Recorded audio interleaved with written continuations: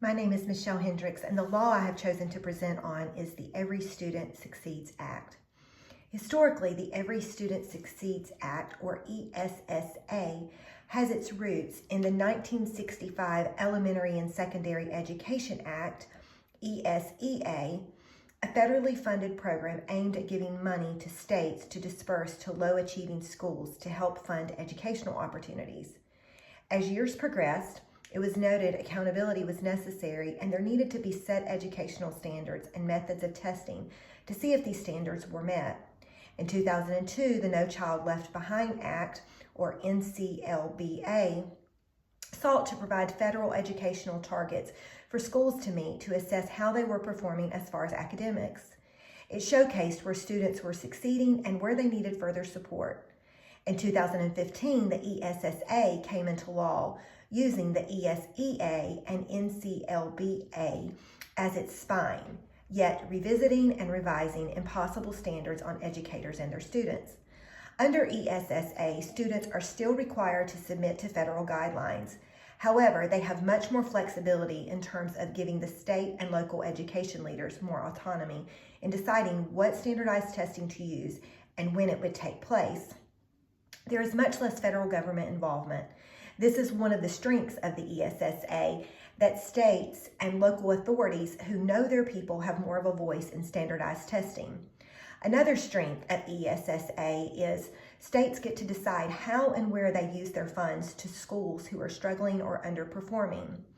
Thirdly, under ESSA, graduation rates and students going to college are higher than ever. The ESSA is not without weaknesses, though. Concern has been cited that with the lack of federal control over education, that schools in low-income areas aren't receiving the proper funding, attention, or accountability required by the federal government. This is concerning, especially in terms of equity among all students. Non-Caucasian students and students with disabilities are the most affected by this. Another weakness under the ESSA in terms of equity is a study conducted in North Carolina found that when issues of neglect of non-Caucasian students were raised, those in authority avoided issues of race and instead shifted their attention to low-income areas. The issue of equity is under threat under ESSA. The very backbone of the ESSA was grounded in equity as far back as 1965. The weaknesses of this law is there is a lack of accountability and authority concerning equity in education for all. Schools, teachers, and students are all affected by standardized testing. Notes are sent home for students to eat a good breakfast, get good sleep, and to be prepared. As flowers are blooming and new life emerging in the springtime of year, teachers in Georgia feel the pressure of the season to cram in information that students would possibly be tested on. To be in public education and standardized testing not to be mentioned would be a world that doesn't exist. Under NCLBA, schools received a pass-fail score based on their adequate yearly progress targets. If one target area was not met, then the entire school received a fail. The focus was specifically on the academic achievement of students alone.